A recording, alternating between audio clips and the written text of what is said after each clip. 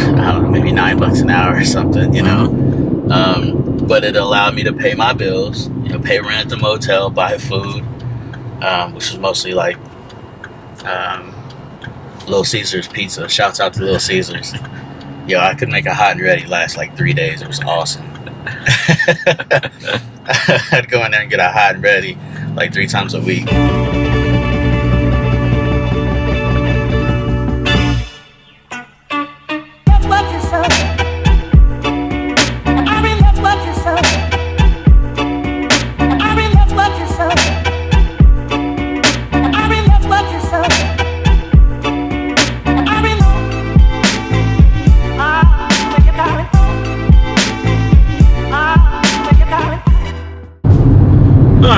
So we are going to go down here to the motel, and I'll take a little trip down memory lane, and this will probably be the last time I talk about all this stuff anyway. It'd be good to get it out, get it on record, on film, and then if people have questions, then they can just find it there.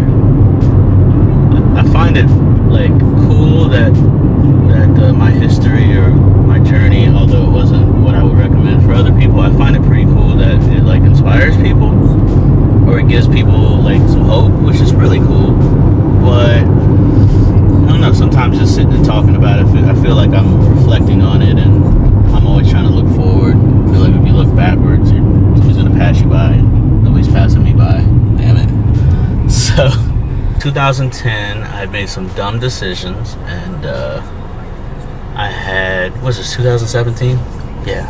So I made some dumb decisions, and as 2011 was starting, I had my little girl was on the way, and I had no job and no real friends, and which is my own fault, and really no options. So I slept in the car a little bit. I had this Chrysler Concorde, which was sweet, baby. Leather seats. It was nice. It was perfect for if you were going to sleep in your car, although I wouldn't recommend you sleeping in your car. But it worked out really well because it was real spacious or whatever. And so I slept in the car a little bit, and did some odd jobs for like some friends, and made a little cash, and moved into this motel, the Whitfield Motel. And so yeah, scrounged up some extra scratch and moved into the Whitfield Motel.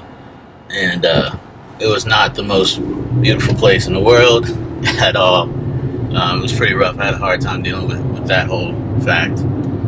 But it was a roof and a bed and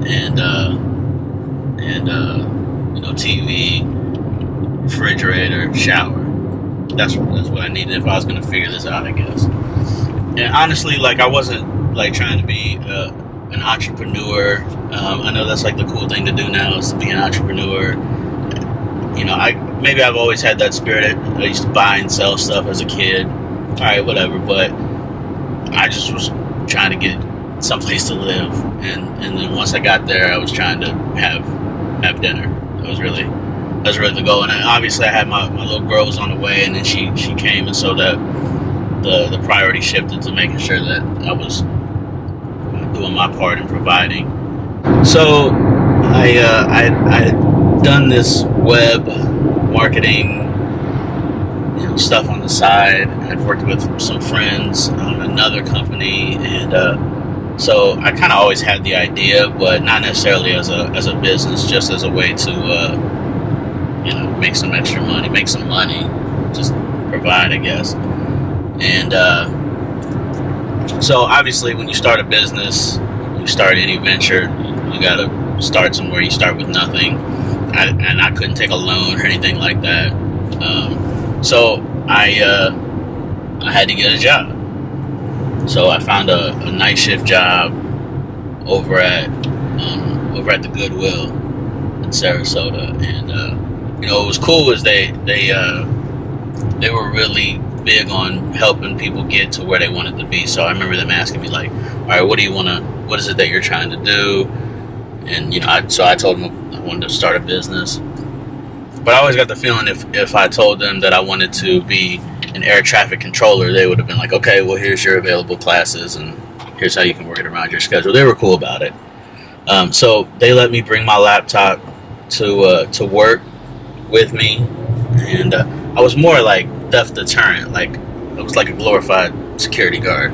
You know, basically, if I was there and the lights were on, then nobody would rob the place, or if they did, then they'd have to deal with this humongous, incredibly strong, bald head, gargantuan man.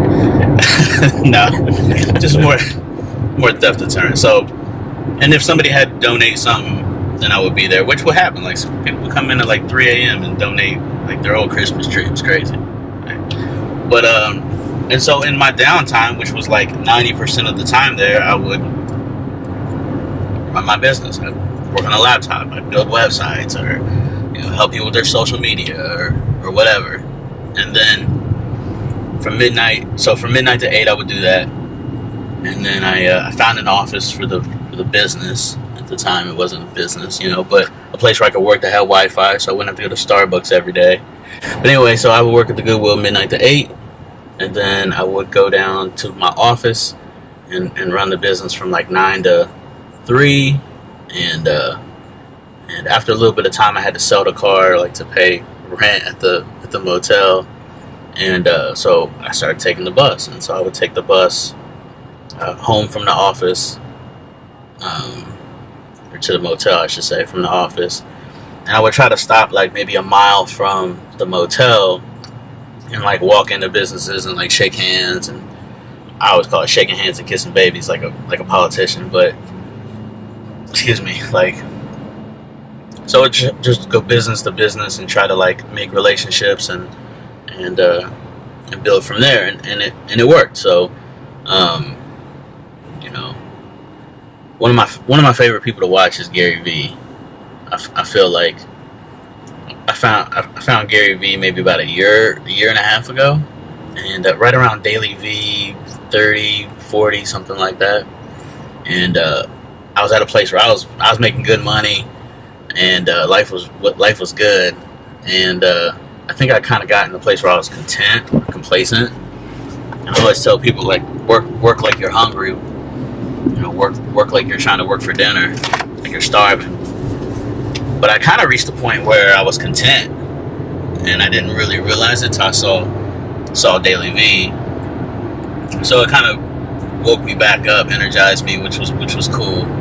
One of my favorite things that he talks about is that you can take that luck shit somewhere else. Like, people always say, "Oh, you lucked out," like that. There's no luck involved. Like, yeah.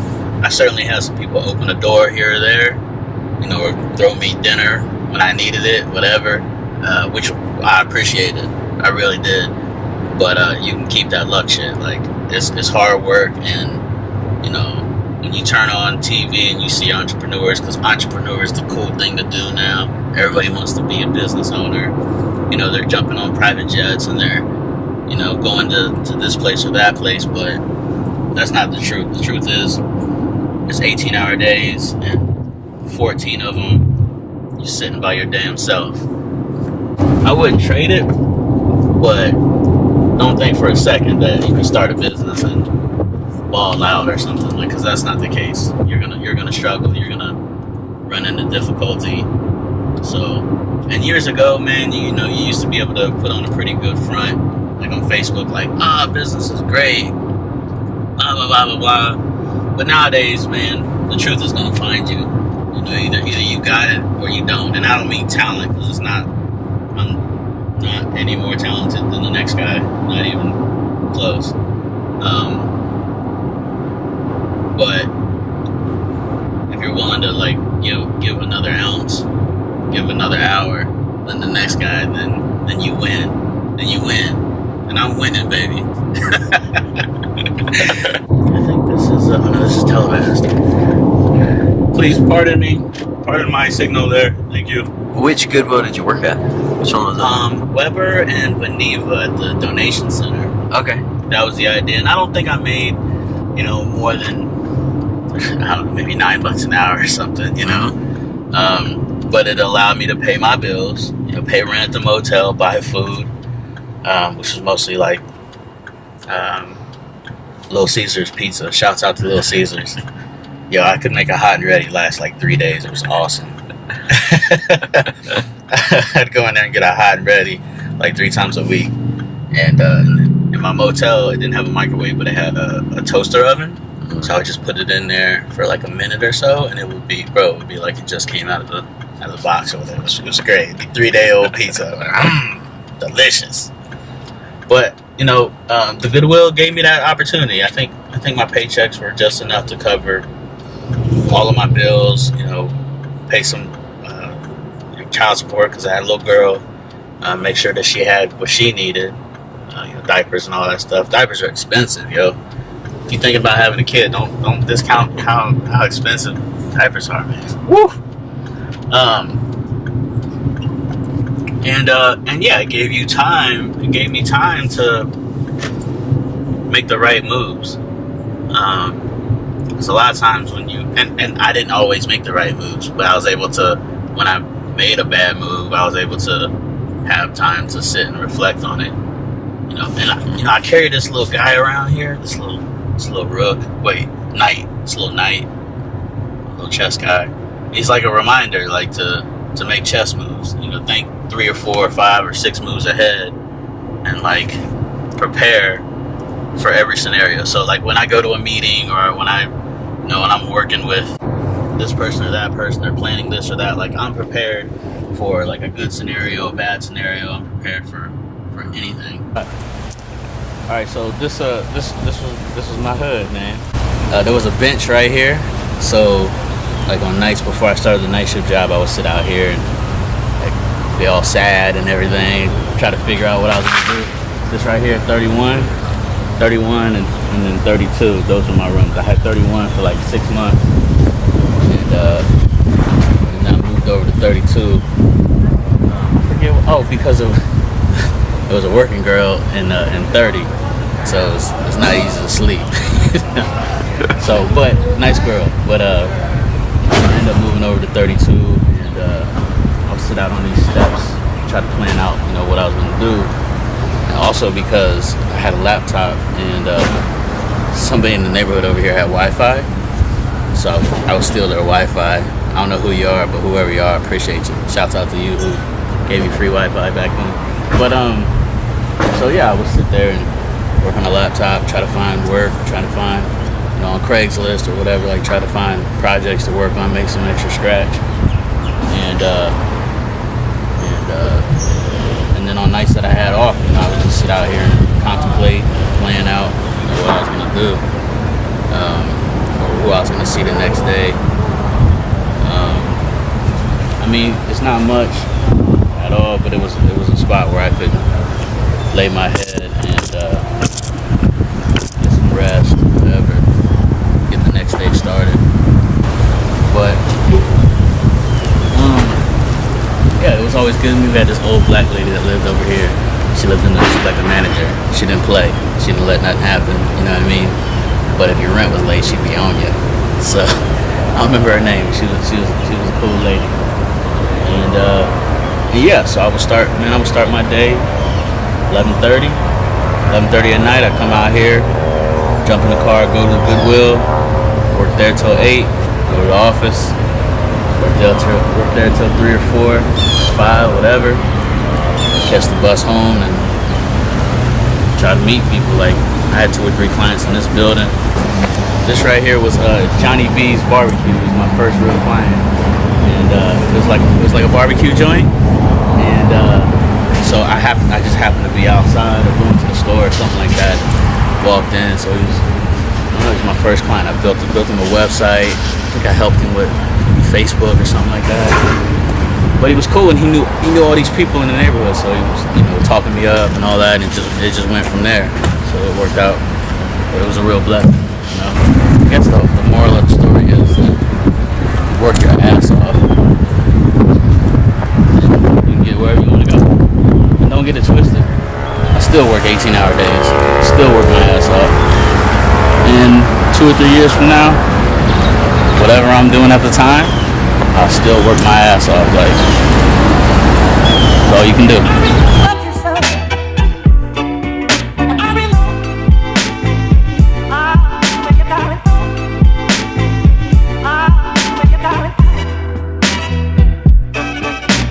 All right, pro tip. So this right here used to be a laundromat. So you gotta have clean clothes if you're gonna be meeting clients and all that stuff. So this is what I would do, man. I would wash my clothes in the bathtub at the motel. Because it's like $1.50 to wash, $1.50 to dry. So I would wash my clothes up there and wring them in towels, right? And then I would walk my wet clothes to the dryer, so I would do a whole load of laundry with just $1.50. And then I would save that $1.50, you know what I'm saying, and be able to do, put that toward food or whatever. So That's awesome.